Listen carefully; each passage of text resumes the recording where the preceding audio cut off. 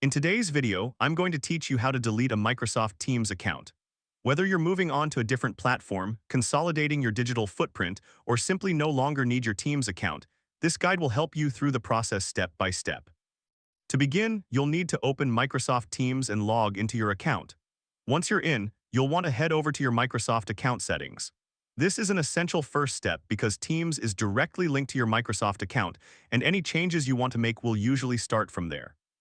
After accessing your Microsoft account settings, the next thing you'll want to do is navigate to your account information page. This page holds all the essential details about your account, and it's here that you'll find the options you need to proceed with the deletion. Now, as you scroll down, keep an eye out for the section labeled Account Info.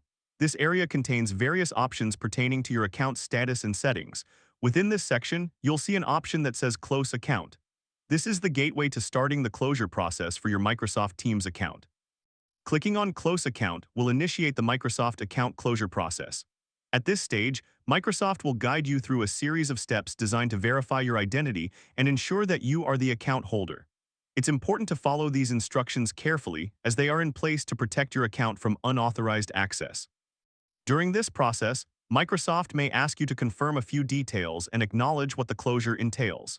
This might include losing access to data associated with your account, so make sure you're ready to proceed with this understanding. Once you've gone through the verification and confirmation steps, your account will be marked for closure.